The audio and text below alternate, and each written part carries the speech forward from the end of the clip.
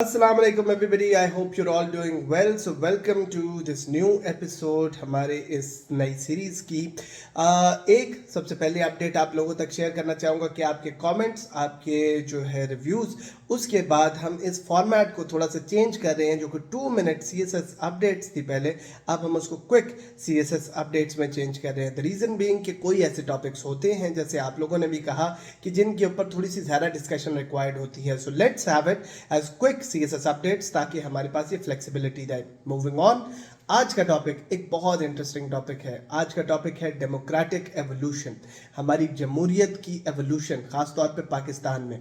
सबसे पहले तो समझे कि जमहूरियत एक ऐसा निज़ाम है जिसमें जो है सेल्फ अकाउंटेबिलिटी है.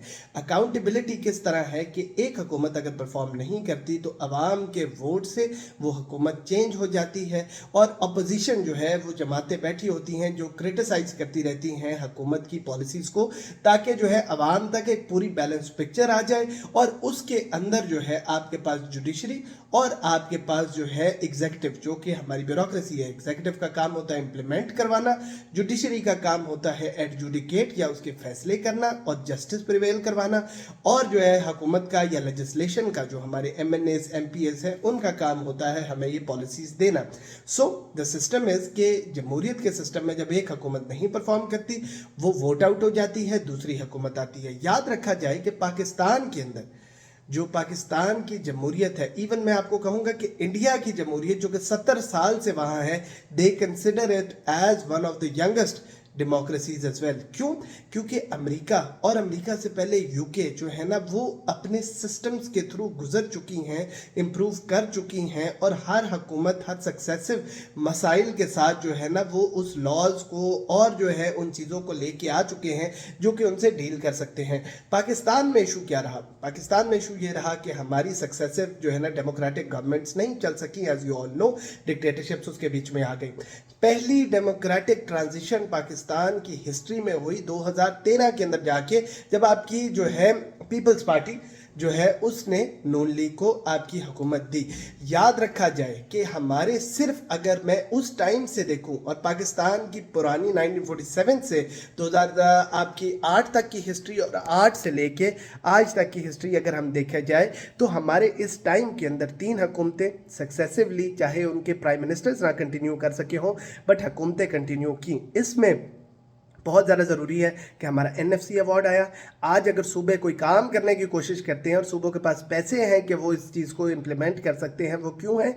क्योंकि जो है हमारी 18वीं अमेंडमेंट आ चुकी है जिसके थ्रू सूबों को पावर मिल चुकी है, जिसके थ्रू अगर PTI KP में काम करना चाहती है या पीपल्स पार्टी सिंध में काम करना चाहती है तो उनको फेडरल गवर्नमेंट चाहे जितनी मर्जी उनके खिलाफ हो वो नहीं रोक सकती.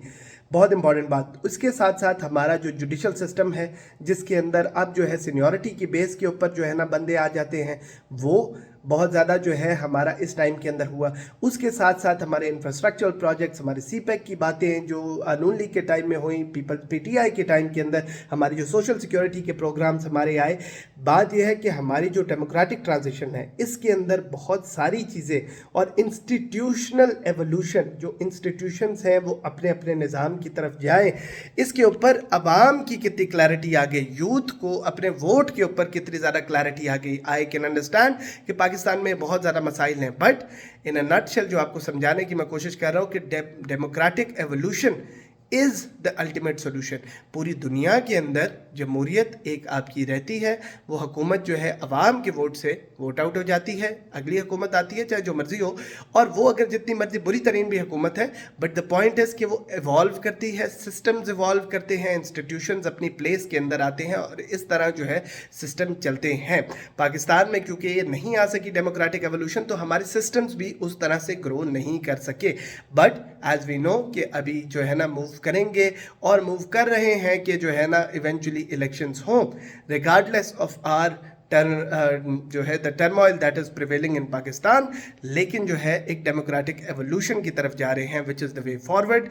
इसके ऊपर आपके कोई सवाल हों, आपकी कोई बातें हों, आप ज़रूर जो है कमेंट्स में ड्रॉप कीजिएगा ताकि हम अगले वीडियोस के अंदर भी उसको टारगेट करें. And share it as much as possible, like and subscribe करें ताकि जो है ना हम एक कम्युनिटी बनाएं CSS की और रोज़ाना अच्छे अच्छे टॉपिक्स के ऊपर डिस्कस करें और आपके CSS के लिए तैयार करें. Thank you, looking forward.